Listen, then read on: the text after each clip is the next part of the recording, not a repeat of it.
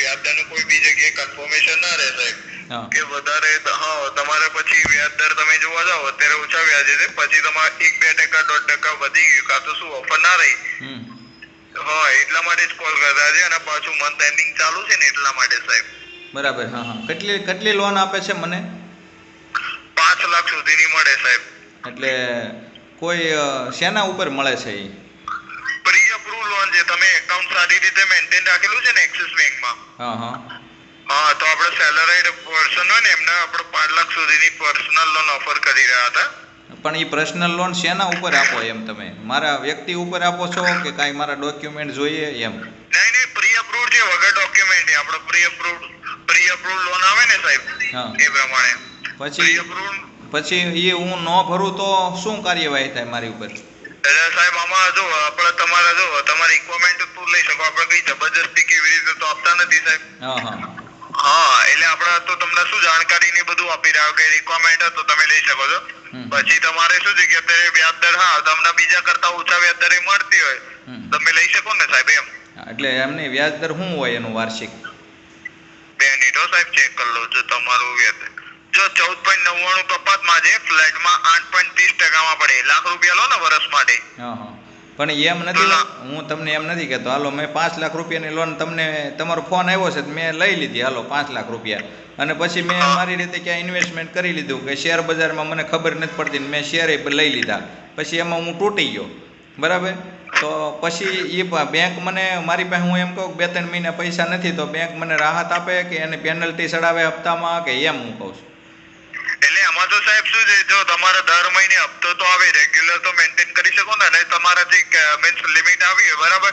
માની લો તમારે 2-3 લાખનું તમને લાગી કે હા ભાઈ હું તમે 2-3 લાખનું તમારે 5-6 હજારનો જે હપ્તો આવતો હોય એ પ્રમાણે હું લઈ શકું તો એ પ્રમાણે તો તમે ભરી શકો ને સાહેબ હપ્તા. હા એ બરાબર છે પણ હું તમને એમ કહેવા માંગુ છું કે હું કદાચ કે શું તમારો જે પેલી હોય ને હપ્તો તો ભરવાનો બાકી હોય તો શું સાહેબ એટલા માટે એમ નહીં મકાન હોય તો મકાનને સીલ મારે કાંઈક બીજી કાંઈક લોન હોય તો એની ઉપર કબજો કરે બેંક પણ આ 5 લાખ રૂપિયા હું નહીં ભરું તો બેંક મને શું કરશે એમ? એટલે ભરવા તો પડે ને સાહેબ. લોન લીધી હોય તો આપણે પે તો ભરવા તો પડે. એ તો બરોબર છે જેટલા જગતમાં લોન લઈ બધા ભરતા જ હોય પણ ઇન કેસ તૂટી ગયા શેર બજારમાં ને એમાં તમે આવી રીતે લોન આપો છો ક્રેડિટ ઉપર બરાબર. હવે પૈસા મારી પાસે નથી એટલે અત્યારે હું કાંઈ કરતો નથી પણ તમે મને મારી ક્રેડિટ ઉપર સીધા 5 લાખ રૂપિયા દાબી દેશો તો હું તો પછી ન કરવાનું કરું ને. શેર બજારમાં મને કોઈ કે ઇન્વેસ્ટમેન્ટ કરો બેંકનું તો વ્યાજ સાથે લોન ભરવાની હોય તો પૈસાવાળું થવા માટે લોકો કેટલી મહેનત કરતા હોય છે ધંધામાં જ કાંઈ છે નહીં. તો પછી હું તૂટી ગયો હોય તોની વાત છે મારે તો ભરવા જ હોય જેનો હપ્તો નક્કી થાય એ ભરવાનો જ હોય પણ ઇન કેસ હું તૂટી ગયો હોય તો મને બેંક કાંઈ રાહત આપે કે પેનલ્ટી લગાવે કે મારી ઉપર કાર્યવાહી કરે એમ જ છે. સમજ્યા તમે? બરાબર. એટલે આ તો શું છે કે જો તમારા રિક્વાયરમેન્ટ હોય તો તમે લઈ શકો આપણે કઈ બળજબરી રીતે આપતા નથી સાહેબ લોન.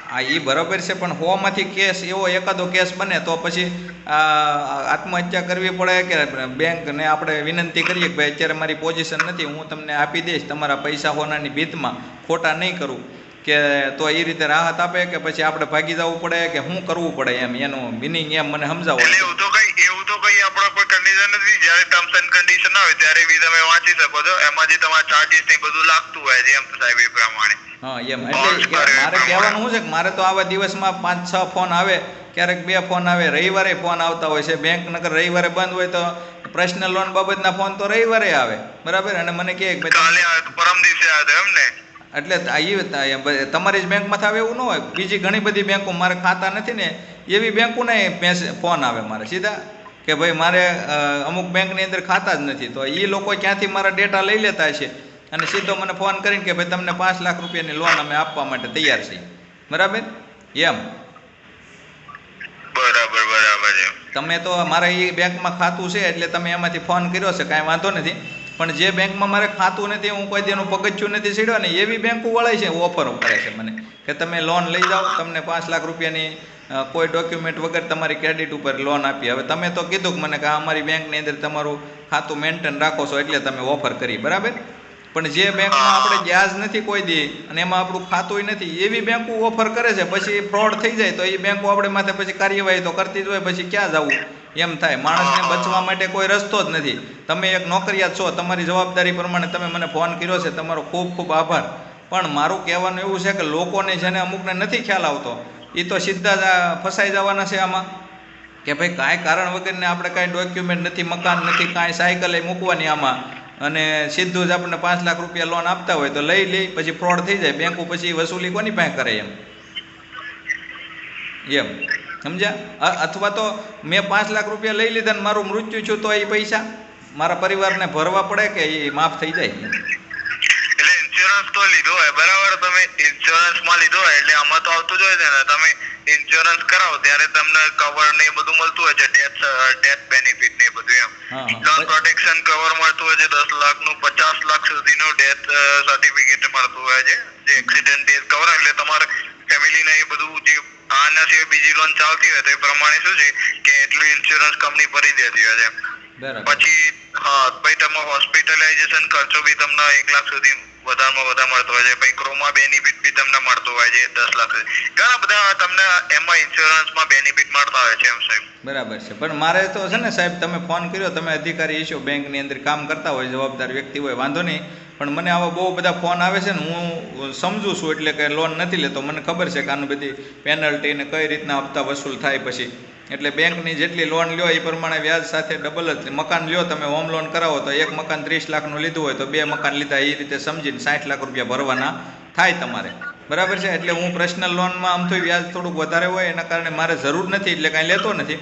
પણ લોકો આવી રીતે ફસાઈ જાય છે ને, એના માટે મેં તમારી સાથે થોડીક લાંબી વાત કરી. તો ઓકે, તમારો ખૂબ ખૂબ આભાર કે ભાઈ મને કાંઈ ઓળખતા નથી, હું કાંઈ તમારો સંબંધી નથી, તો ખાલી મારું ખાતું જોઈને 5 લાખ રૂપિયાની તમે ઓફર કરીને એ બદલ તમારો ખૂબ ખૂબ આભાર. મારે જોઈતી નથી, બરાબર? અને તમારી બેંકનો હું આભાર માનું છું કે મને એટલી ક્રેડિટ આપે છે કે મારી એપ્લિકેશન. હિંમતભાઈ, જો આપણે તો ખોટું બોલતા હોય તો આપણે એપ્લિકેશન તો વાપરતા જ સાહેબ, એક્સિસ બેંકની, એમાં બી તમે ચેક કરી શકો ને એમ. આપણે તમને બરાબર છે, બરાબર છે. વાંધો નહીં, ફ્યુચરમાં જરૂર પડે તો કોન્ટેક્ટ કરજો આપણો બેંકનો. હોમ લોન, કાર લોન એવું કઈ રિક્વાયરમેન્ટ હોય તો. ઠીક છે સાહેબ? ના, ચોક્કસ. ઓકે ઓકે હિંમતભાઈ, એક્સિસ બેંકમાં કિંમતી સમય આપ્યા માટે ધન્યવાદ. ઓકે.